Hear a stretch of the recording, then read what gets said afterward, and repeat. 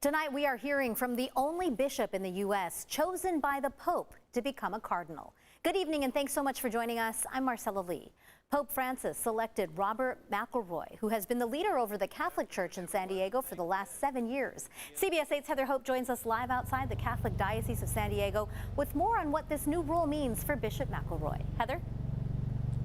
Marcella, there's so much excitement for so many people, just elated that there is someone from the West Coast who is finally being elevated to that position in the Catholic Church as a cardinal. Now, Robert McElroy says he did not talk to Pope Francis personally, so that's not a part of the process, but he says he will be a part of this advising team once he becomes a cardinal. I'm deeply honored by this appointment.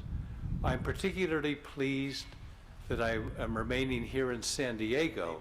Still elated over his appointment as cardinal by Pope Francis over the weekend, 68-year-old Robert McElroy says he's stunned, but has some insight on why he was chosen. I believe the Pope wanted to have a cardinal on the West Coast.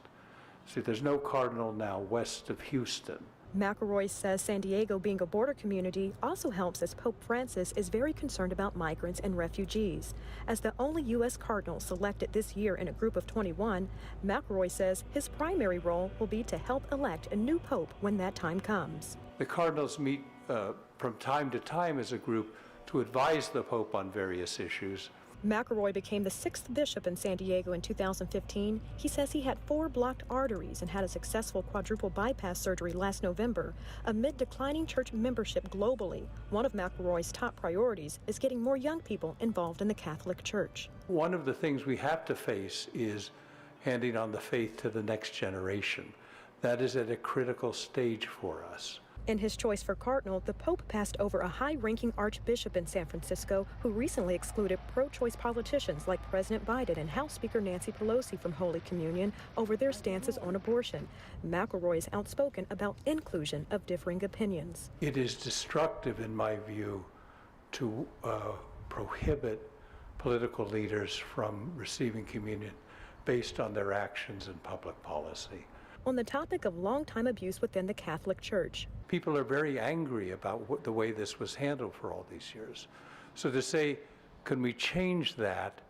We can't change it by putting it behind us. McElroy says the church is progressing and breaking sinful patterns and even discussing the possibility of allowing women and deacons and married priests. But as for McElroy becoming a future pope, he doesn't think it will ever happen. To have the Pope be American too seems to me a counterpoint to the witness that the church has to continually be giving. So I would oppose any American being elected pope. I don't think that's going to happen.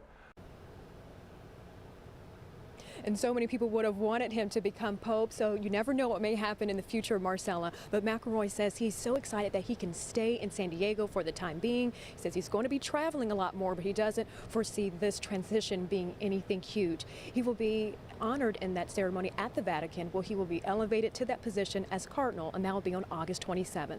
Marcella? Heather, thanks.